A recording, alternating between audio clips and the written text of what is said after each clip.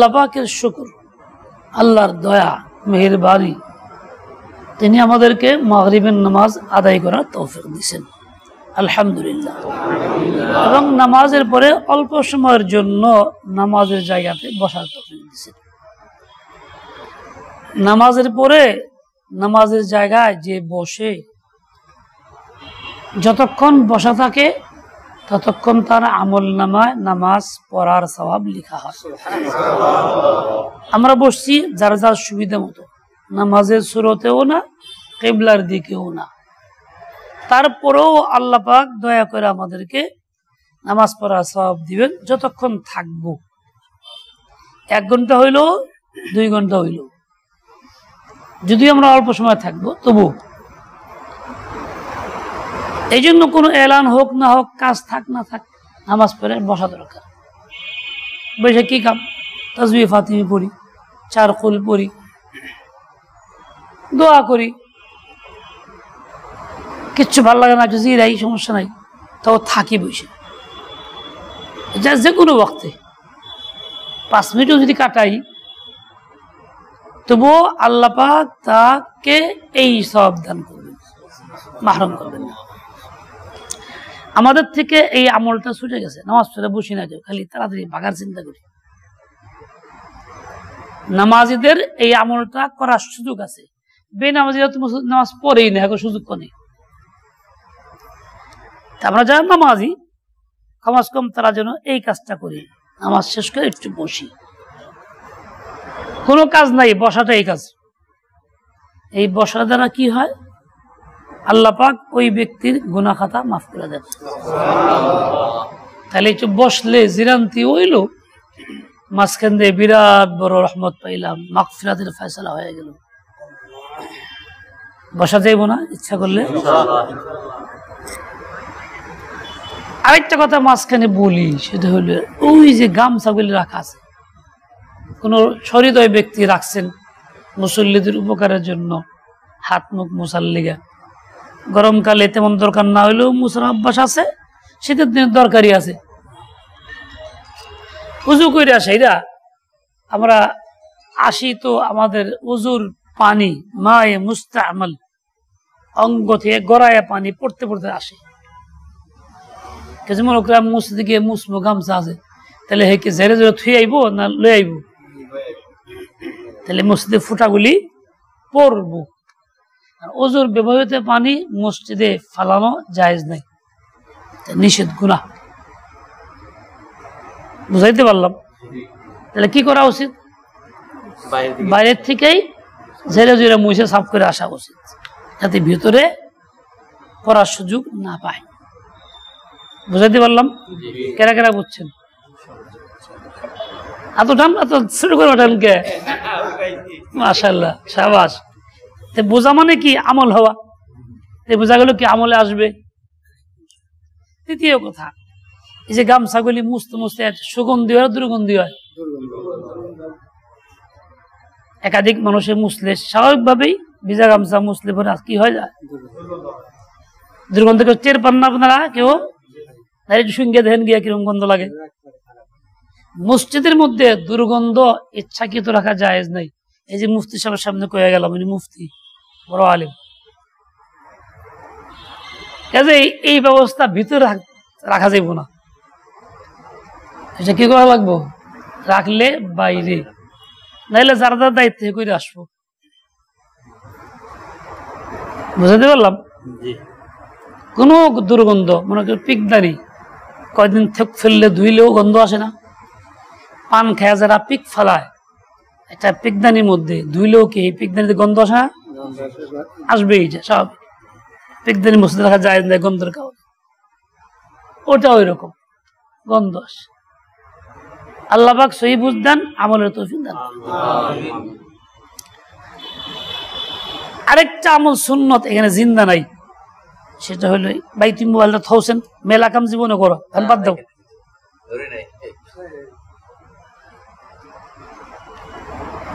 সেটা হলো এই সুন্নতের আমল নাই।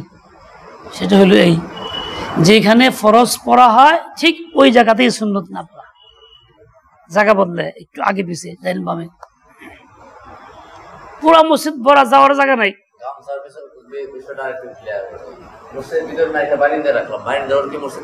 অংশ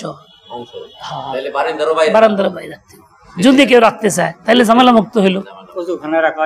ওযুখানা রাখা যেতে পারে, মাঝখানে কথা না বললেই ভালো, তাহলে মূল কথা হারাই যাব, পরে কেন যা দরকার। ওযুখানা মসজিদের অংশ না। আচ্ছা, তাহলে তো ওযুখানার মধ্যে থুক কাশ ফেলান যাইব না মসজিদের অংশ হইলে। এটা বানানো হয়েছে ওযুখানা হিসাবেই। আচ্ছা, যে কথা বলতেছিলাম কথা হারায় যায়, কি করতেছিলাম? জায়গা পরিবর্তন করে নামাজ পড়া হলো সুন্নত। মসজিদ ভরার লোকজন আছে, তাই দেখা গেলেই করি, আমার জায়গা তুমি দাঁড়াও, তোমার জায়গা আমি দাঁড়াই, এতটুকু তো পারা যাইবই, মানে জায়গাটা বদল হইল। এই সুন্নতটা এখানে আমল করা, জিন্দা করা সহজ। পারবো না ইনশাআল্লাহ? আল্লাহ পাক তৌফিক দেন। কোরআনের একটি আয়াত পড়ছি, ছোট্ট একটা অংশ পড়ছি, ওই আয়াতটার উপরে একটু কথা বলার আগে একটা ঘটনা করি। একজন লোক ছিলেন ওমর ইবনে আব্দুল আজিজ রাহমাতুল্লাহি আলাইহি, তাবেঈ। উনাকে বলা হতো ইসলামের পঞ্চম খলিফা। হযরত ওমর তৃতীয় খলিফা না দ্বিতীয় খলিফা? দ্বিতীয় খলিফা। ঠিক এই নামের সাথে মিল আছে ওমর ইবনে আব্দুল আজিজ। ওনার যুগেও ওই রকম ওমরের যুগের মতো এত সুন্দর শাসন ব্যবস্থা ছিল, এত শান্তি ছিল, ইনসাফ এত পরিমাণ ছিল যে ওনার ইনসাফের আসর পড়ছিল জীব জন্তু, বাঘের উপরে, বকরির উপরে। ওনার যুগে 2 বছর 1 মাস বা কিছু বেশি সময় ওনার খেলাফত কাল ছিল, তবে মারা গেছে। এই সময়ের মধ্যে বাঘ বকরি একসঙ্গে থাকতো, ঘাস খাইতো, বাঘে বকরি আক্রমণ করতো না। এটা ওনার তাবিজ না, এটা ওনার কোনো জাদু মন্ত্র না, এটা হলো ওনার ইনসাফের আসর সমাজে পড়ছে, মাখলুকের মধ্যে পড়ছে। মানুষ তো মানুষ, জীব জন্তুর পড়ছে। অথচ বাঘের স্বভাব হইলো বকরিরে আক্রমণ করে খাওয়া। যেহেতু উনি এতটাই জুলুম থেকে মুক্ত করেছেন দেশকে, নিজেকে, ইনসাফ এতটাই শতভাগ করছেন, এটার আসর জীব জন্তুর পড়ছে। মানুষ যেরকম কাজ করে জীব জন্তুর উপরে সেরকম আসর পড়ে। ইদানিং একটা ঘটনা আমার খুব নজরে পড়ছে, কষ্ট লাগলো। মানুষ চরিত্রহীন হইয়া আখলাক নষ্ট কইরা সে যেমন অন্যায় কাজে লিপ্ত হয়, ছেলেদের সঙ্গে ছেলেরা অপকর্ম করে। ঢাকাতে একটা আছে, এই জন্য একটা ক্লাবই আছে, গাকল, ছেলেদের সঙ্গে অপকর্ম করার জন্য টাকা দিয়া। ব্যবসাখানা তো আছে মেয়েদের সাথে। এখন দেখতেছি জীবজন্তুর মধ্যে ঠিক এই আসরটা পড়ছে। মানুষ যেমন জীবজন্তুর মতো হইয়া সে এইরকম সেক্স ভিন্ন লাইনে করতেছে, এখন দেখি মোরগ হাঁসের উপরে উঠে, হাঁস মুরগির উপরে। তো কল্পনা দিত যে আমাদের চিন্তা আসতো না, আমার চোখে দেখা ঘটনা, এটা তো ওরা চিন্তা করতো না। আমি ভাবলাম যে কেন উঠতেছে এইটা, এটা হলো শুধুমাত্র আমাদের বদ চরিত্রেরই প্রতিক্রিয়া। তাহলে আমরা কোথায় চলে গেছি? জীবজন্তুরা পর্যন্ত আমাদের থেকে এই সবক তারা নিছে। আল্লাহ আমাদের হিদায়াত দেন, সহিহ দেন। ওমর ইবনে আব্দুল আজিজ রাহমাতুল্লাহ আলাইহি এই অল্প সময়ের মধ্যে কেমন ইনসাফ কায়েম করছেন। একদিন এক মহিলা চিৎকার, বৃদ্ধ মহিলা চিৎকার করতে করতে আসতেছে। উনি শুনলেন চিৎকার করছে, বৃদ্ধ মহিলা ডাকলেন, এই লোক পাঠাইলেন, দেওয়া যে কি হয়েছে, কেনা নিয়ে আসো আমার কাছে, সমস্যা কি? জিজ্ঞাসা করছে, কি ব্যাপার মা, তুমি কান্দো কেন, কি হয়েছে তোমার? বলে, আমার ছেলে এতিম, তার বাবা নাই, সে আপনার ছেলেকে মারছে, এই জন্য আমার ছেলেকে আপনার বাহিনী গ্রেফতার করছে, বলছে আমাকে কঠিন বিচার হবে। আমি আপনার কাছে অসহায় বিধবা হিসাবে মাফ চাইতে আসছে, আমার ছেলেটাকে দয়া করে ছেড়ে দিবেন। উনি বললেন কি, তোমার স্বামী নাই, বিধবা, তুমি কি সরকারি ভাতা পাও? আমি তো পাই না। বললেন 20 বছর পরে, আগে ভাতা দাও। লোক পাঠাইলেন, এর কতদিন যাবত ভাতা পায় না সমুদায় হিসাব করে তারপর বসাই দাও। কিসের বিচার? কিছুই করলেন না। ইনসাফ তো ইনসাফ, নিজের হকটা পর্যন্ত কেমন ছাড়া ছাড়ছেন, অন্যদের অগ্রাধিকার কেমন দেওয়া দিচ্ছেন। আমাদের দেশে রাষ্ট্র ক্ষমতায় যারা যায় তাদের দ্বারা এই কথা চিন্তা করা যায়, কল্পনা করা যায়? ওমর ইবনে আব্দুল আজিজ রাহমাতুল্লাহ আলাইহিকে এক দুষ্ট অন্যদের চক্রান্তে বিষ খাওয়াইছে। টের পাইছেন, বুঝছেন যে কে খাওয়াইছে। উনি ডাইকে বললেন কি, দেখো আমি এখন জীবিত আছি, থাকা অবস্থায় তুমি এখান থেকে দেশ থেকে পলায়ন করো। আমি যদি মারা যাই তুমি যেতে পারবা না, তাহলে আমার আপন জন তোমার কেসাস নেবে, জানের বদলা জান নিয়ে ফেলবে, তুমি বাঁচতে পারবা না। কাজে তোমার যে সুযোগ দিলাম, আমি জীবিত আছি, এই অবস্থা তুমি চলে যাও, দেশ জেনে পারো চলে যাও। আমার দেশের শাসকরা যেখানে ভিন্ন মতকে প্রতিপক্ষের সহ্য করতে পারে না, মারে ধরে গুম করে খুন করে বিলীন করে দেয় অস্তিত্ব। এক ব্যবসায়ী দেখতে পায় না, প্রতিহিংসা, ব্যবসা ধ্বংস করে, প্রতিষ্ঠান নষ্ট করে, লোকজন দিয়ে আততায় গুলি করে, গুন্ডা দিয়ে আক্রমণ করে। শাসকরা হাজার হাজার কোটি টাকা লুট তো করছেই, খুন করছে, গুম করছে, গণভাবে হত্যা করছে, শাপলা চত্বরে দিনদার নেককার লোকদেরকে, নবী প্রেমিকদেরকে হত্যা করছে। শেষ সময় এসে গণহত্যা তো করলোই ছাত্রদেরকে। অথচ এরাই তো পারত ইচ্ছা করলে এই দেশে সকলের জন্য সুন্দর ব্যবস্থা করতে, সবাইকে শান্তির মধ্যে রাখতে, হকদার হক আদায় করতে। এমন একটা সময় গেল, একটা হক কথা মসজিদে বলা যেত না, ওয়াজ মাহফিলও করা যেত না, না যাইতো, বাধা নিষেধ। এতটাই দুরবস্থা ছিল, মানুষ দম ছাড়া পারতেছিল না। জুলুমের শেষ পর্যায়ে পৌঁছে তো আল্লাহ পাক এই ছাত্র তরুণদের আন্দোলন দ্বারা উৎখাত করে দিছে। নমরুদ যত বড় আছিল তত দুর্বল প্রাণী দিয়ে আল্লাহ তারে ধ্বংস করছে। পৃথিবীর 3 জন মহিলা রাষ্ট্রপ্রধান শক্তিধর, আমার 3 নম্বর ছিল গত প্রধানমন্ত্রী, পরত্যাগী প্রধানমন্ত্রী, তার লিস্টে আছে 3 নম্বরে শক্তিধর। সে তরুণ ছাত্রদের আন্দোলনে দেশ ত্যাগ করতে বাধ্য হইল, জনতার সাথে সুযোগ হয়েছে। তাইলে বড় পার্টির ধাক্কায় পড়ে নাই, তার মানে জুলুম শোষণ বেশি বাড়ছে। আল্লাহ তাহলে ছোট মানুষ দিয়ে শেষ করছে। মাদ্রাসার ছাত্ররা পর্যন্ত মারা গেছে। জামিলুল মিরাজ ছাত্র হয়েছে, মোবাইলও আসছে, তার নাম আগেও শুনছি। সে বাসায় মারা গেল গুলি খেয়ে, মাত্র মুক্ত হয়ে পড়ে।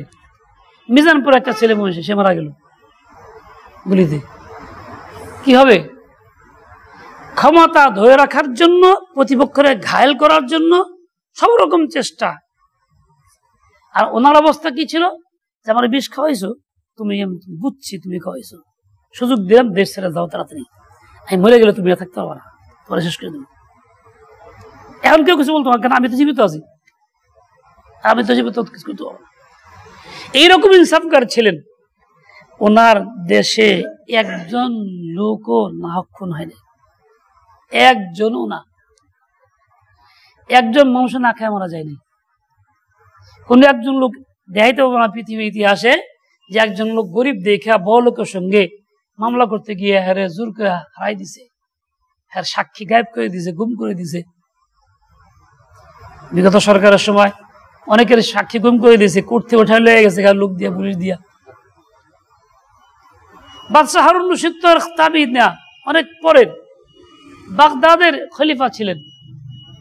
ইনসাফ কেমন করছে, উনি ওনার রাজদরবার একটা ওয়াল টানতেছিলেন, এক পর্যায়ে একটা বাড়ি পড়ছে, বৃদ্ধা মানুষের বাড়ি। বাড়িটা উঠাই দিতে পারলে ওয়ালটা সোজা হয়, আর নাহলে বাঁকা ঘুরে আবার নিয়ে যাওয়া লাগে ওইল করে। তো উনি দাইকে বললে যে মা, তোমার বাড়ি, তোমার জায়গা, আমার এই কাজটা আমি করতেছি রাজদরবারে, তো তুমি যদি স্বেচ্ছায় দাও নিতে পারবো, তুমি চাও যত মূল্য লাগে দেই তোমার, আমি দয়া করে আমার দাও, আমি এই কাজটা করি। আর না দিলে জোর করতে নেওয়া সম্ভব না। বাদশাহ হারুন রশিদ তখনকার যুগে 1/3 বাদশাহ, কি প্রভাব তার ছিল, আর কিরকম ব্যক্তি, প্রতিদিন রাত্রে নফল নামাজ পড়তেন, রাত ভর কেবল 300 রাকাত পর্যন্ত পড়তেন। কিরকম মানুষ ছিলেন কল্পনা করা যায়। ওই বিধবা বললো না, আমার স্বামীর বেঁচে আমি ছাড়ব না, স্বামী বেঁচে আজ স্বামী মারা গেছে, আমি এখান থেকে মরে যাবো, আমার লাশ এখান থেকে মরে যাবে, আমি বেঁচে ছাড়বো না। বাদশা কিছুই বললেন না, ঠিক আছে মা, তোমার জায়গা তুমি থাকো। হারুন রশিদ ওইখান থেকে ওয়াল পাকা করে আবার নিয়ে গেলেন এলের কথা অন্য দিক দিয়ে। ওনার তো ক্ষমতা ছিল, 1 মিনিটও লাগতো না। আমাদের দেশে প্রভাবশালী ব্যবসায়ীরা, রাষ্ট্রপক্ষের লোকেরা, দলীয় লোকেরা কি করে, একজন জমি দখল করে 5 বিঘা 10 বিঘা বাড়ি দখল করে উঠায় লয়ে জায়গা, ব্যবসা দখল করে, রেডিও সেন্টার দখল করে, টিভি সেন্টার দখল করে, মুহূর্তের মধ্যে গায়েব করে দেয়। এটা তো ইনসাফ না, এটা জুলুম, শোষণ, যার দ্বারা মানুষ উপকৃত হয় না, মজলুম হয়, নির্যাতিত হয়। এনারা এই নমুনা দেখাইছেন। মুসলমান তাদের বাপ দাদা পূর্বপুরুষরা এরকম শান্তি ভোগ করছে, এরকম খেলাফত ভোগ করছে, খেলাফতের সুশাসন ভোগ করছে, কিন্তু আমরা পরবর্তীরা ভুলে গেছি। আমরা এখন দ্বীন ইসলামকে মনে করি এটা ধর্মের কাম, মানে মসজিদ তৈরি শেষ। আমাদের চিন্তা চেতনা এরকম, আকীদা বিশ্বাস এরকম, দিমাগের মধ্যে ঘিরা লেগে রয়েছে। অথচ যতদিন পর্যন্ত এরকম চিন্তা বদলাইতে না পারবো যে ইসলাম জীবনের সকল ক্ষেত্রে আমাকে প্রতিষ্ঠিত করার চেষ্টা করে যেতে হবে, ততদিন পর্যন্ত আমার ইমান সহি না। মৃত্যু হয়ে গেলে ইমান নিয়ে মানা যাব না। দুই সমাজে গন্ডগোল লাগলে বিচার করা, যেমন এর মধ্যে ইসলাম আছে। 2 ভাই গন্ডগোল লাগলে হেরেও কি আছে, ইসলাম আছে। একজন জুলুম করছে প্রতিপক্ষ, হেরেও ইসলাম আছে।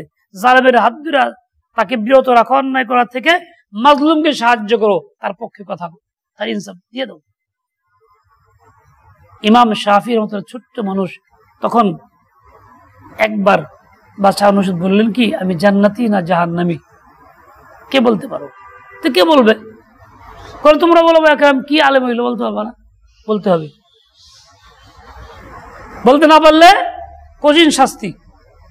এটা কে বলবে জান্নাত জাহান্নাম, কার কপালে লেখা আছে? তোরে ইমাম শাফি রহমাতুল্লাহ আলাইহি উস্তাদ ছিলেন সেখানে, বেচারা খুব চিন্তিত যে কি হয় কালকে। শাফি সাহেব বলেন, হুজুর কি হয়েছে? বলে বাদশা এরকম প্রশ্ন করছে, তাই চিন্তা করে জবাব দিতে পারবো না, উপায় তো নাই, জান দিতে হবে। কথাই নাকি? জবটা আমি দেবো, জান গেলে আমার দেবো, আপনি কোন হুজুর? তুমি কও কি? বলে হ্যাঁ, আমার কথা কন। আসছে রাজদরবারে, বাদশাহ জবাব দেবো, তাই নাকি? আসো, ছোট্ট মাসের বাচ্চা, ছাত্র। কি? বাচ্চা বলছে আমি জান্নাতি না জাহান্নামী। বলে আপনি একটা কথা আগে বলেন, আপনি আল্লাহর ভয়ে কোনো কাজ করছেন কিনা? শুধুমাত্র আল্লাহর ভয়ে জীবনে চিন্তা করে গেছে, অনেক চিন্তা করে 2টা কাজ করছে জীবনে শুধুমাত্র আল্লাহর ভয়ে, যেখানে কোনো ক্ষমতা আমাকে ফিরাইতে পারতো না, যেখানে কোনো লোভ কাজ করে নাই, যেখানে কোনো ক্ষমতা দম্ভ কাজ করে নাই, শুধু আল্লাহ ভয়ে করছে। তার একটা হলে বৃদ্ধ মানুষের বাড়িতে আমি সরাই নেই, পারতাম মুহূর্তে সরাই দিতে, সে থাকবে, দিবে না টাকা দিয়েও, আপন জায়গায় রাখছে। এটা কেউ পারতো না পৃথিবীতে আমার থেকে সরাইতে, শুধু আল্লাহর ভয়। আমি আল্লাহর কাছে কি জবাব দিব? বলে জান আপনি জান্নাতি। কেন বুঝলে? দলিল দাও। বলে মান খাফা মাকাম রাব্বিহি জান্নাতান, যে আল্লাহর সামনে দাঁড়ায় জবাবদিহি করতে হবে এরকম ভয় করে, তার জন্য 2টি জান্নাত বরাদ্দ। কয়টি? 2টি। কাজে আপনি জান্নাতি। সবাই লাজবাব। ছোট্ট বাচ্চা জবাব দিয়ে দিলেন। বাদশাও খুশি হয়ে গেল। এই যে বাদশাহ এত ইনসাফ করছেন, তার দেশের নাম ছিল ইনসাফের বাগান, বাগদাদ। মুসলিম আমরা বাপ দাদা পূর্ব যারা ছিলেন তাদের, যাদের উত্তরসূরি আমরা, এদের সবকিছু ভুলে গেছি, জেহনিয়াত নষ্ট হয়ে গেছে, চিন্তা চেতনা খতম হয়ে গেছে। ইসলাম খালি মনে করি মসজিদে, আর কোথাও নাই।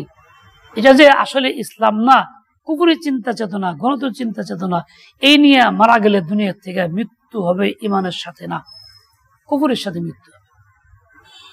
কাজে আমি ব্যক্তি জীবনে ভালো হইব, ইনসাফ করব, আল্লাহকে ভয় করব, ঠিক আমি কারো ক্ষতি করব না, আরেক ভাই আমাদের ক্ষতিগ্রস্ত হবে না, আমি একটু উপকার করব, না পারলে চুপ থাকবো।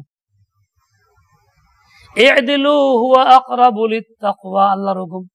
যেমন আল্লাহ করেছেন আকিমুস সালাতা, নামাজ কায়েম করো, সবাইকে বলছেন, সবাই বলছেন ইদিলু, একই রকম শব্দের দ্বারা, সিগায়ে আমর দ্বারা তোমরা সকলে ইনসাফ প্রতিষ্ঠা করো।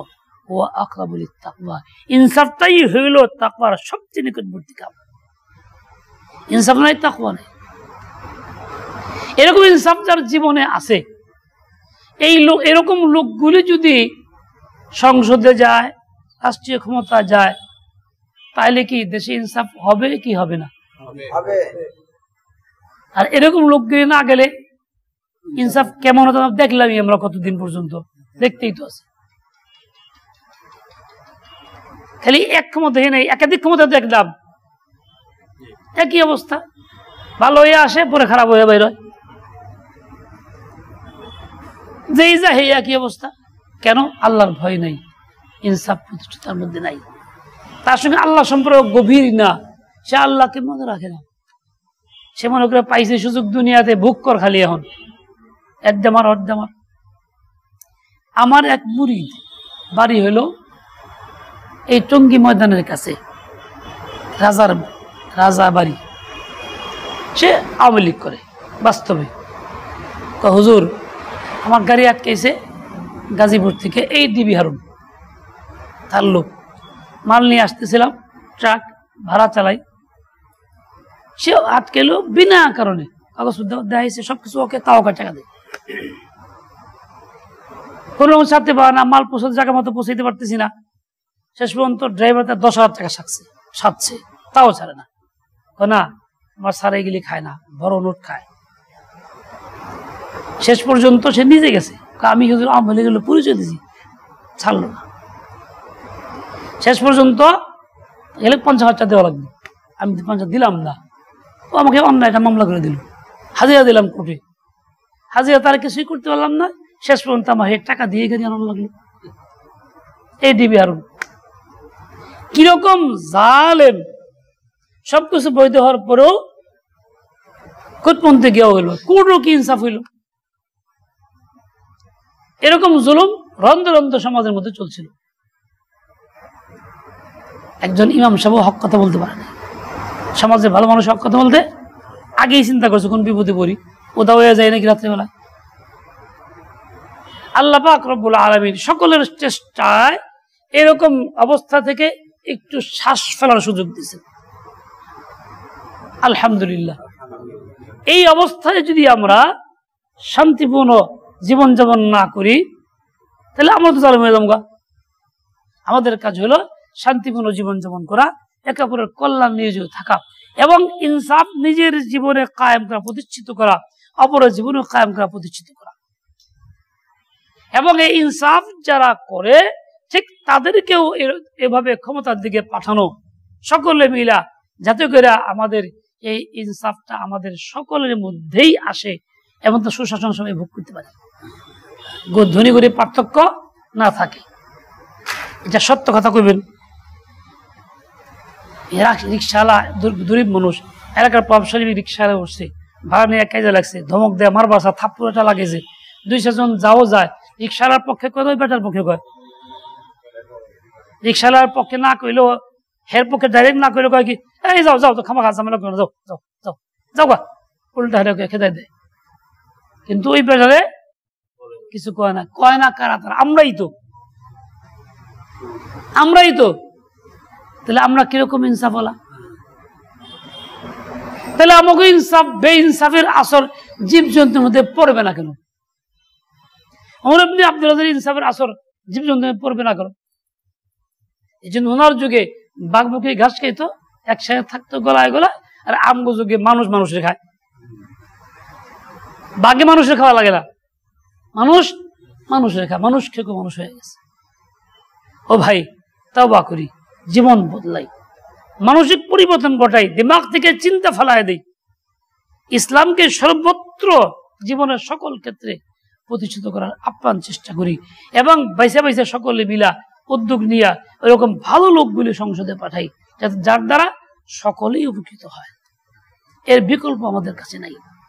সময় আছে, এখন এই ফিকির করি, এই মেহনত করি, এই মেহনত করি, দাওয়াতের কাজ চাই, একে অপরকে ভালো কাজের দাওয়াত দেয়, ভালো কথা হয়। নামাজের কথা যেরকম বলি, অন্যায় থেকে মুখ থাকার কথা এরকম বলি, নামাজের কথা যেরকম বলি, ইনসাফ কথা সেরকম বলি। এছাড়া দুনিয়া জীবনে শান্তির আশা করা যায় না। ওমর ইবনে আব্দুল আজিজ রাহমাতুল্লাহ আলাইহি কেমন ছিলেন? একজন জাতির সেবক ছিলেন। 2 বছরে একদিনও তার গোসল ফরজ হয় নাই, প্রয়োজন হয় নাই। তার বিয়ে বলছেন, তার মানে কি? আবার বাচ্চা নাই, আছে, শক্তি ছিল না, ছিল। এই 2 বছর রাত্রে আর বিছনায় থাকার সুযোগ ছিল না।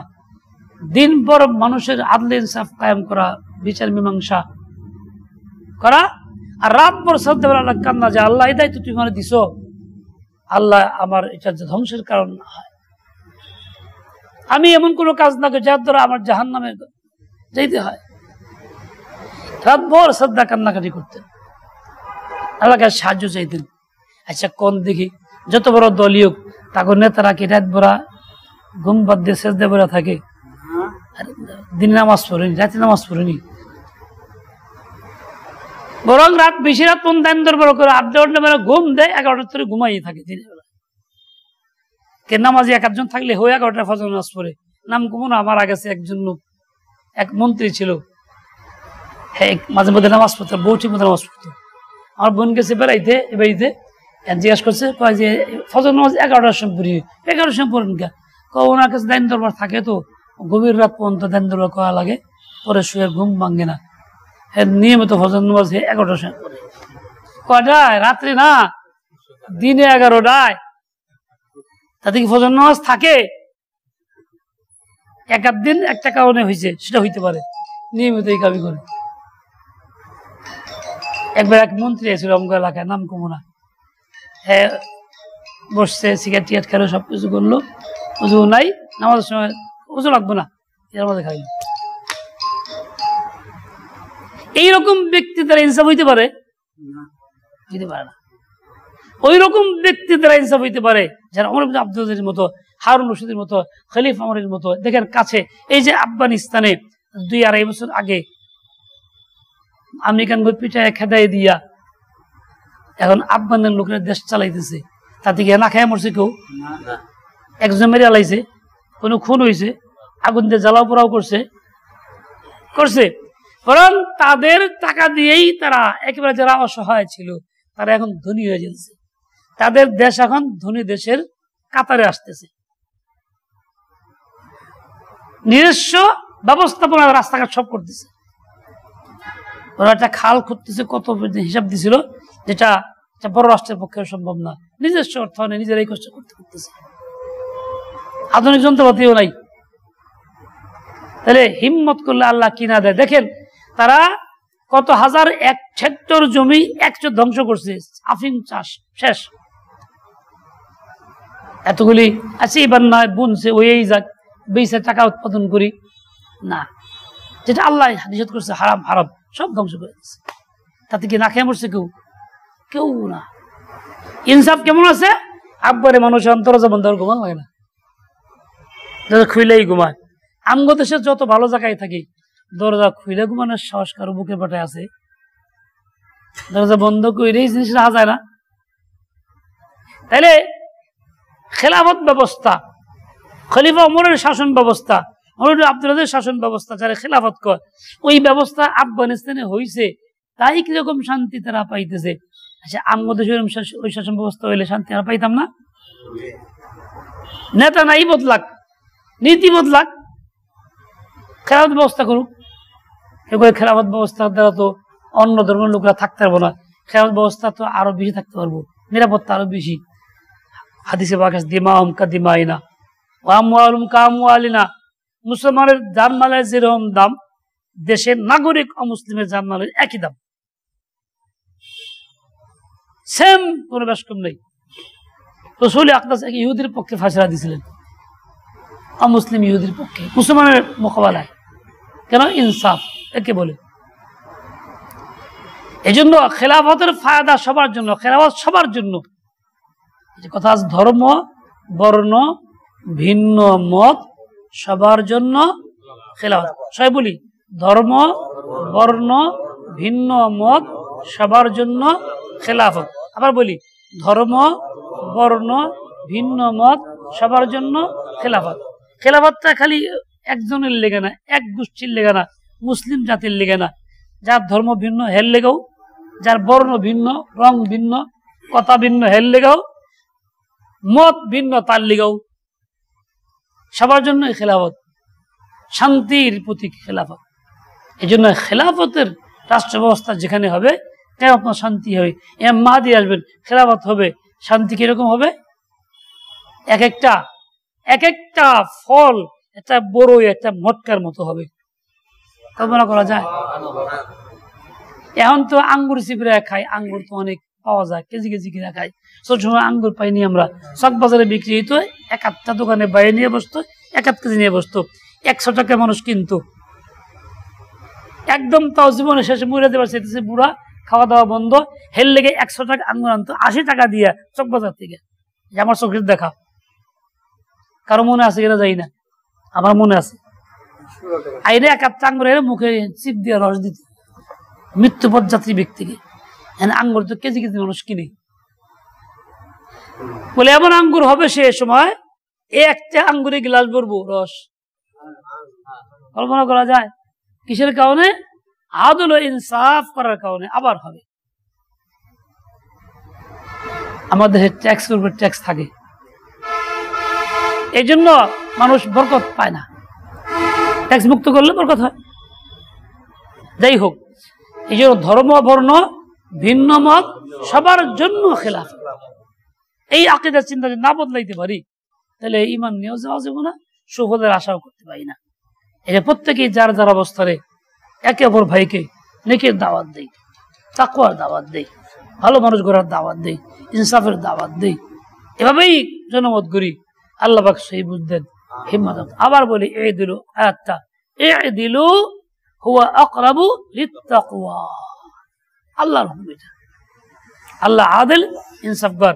আল্লাহ চান বান্দারা সব আদিল হোক, ইনসাফ হোক। আল্লাহ পাক তৌফিক দেন। সাল্লাল্লাহু তাআলা আলা নবিয়িল উম্মি ওয়া আলা আলিহি ওয়া আসহাবিহি ওয়া সাল্লাম। আলহামদুলিল্লাহ।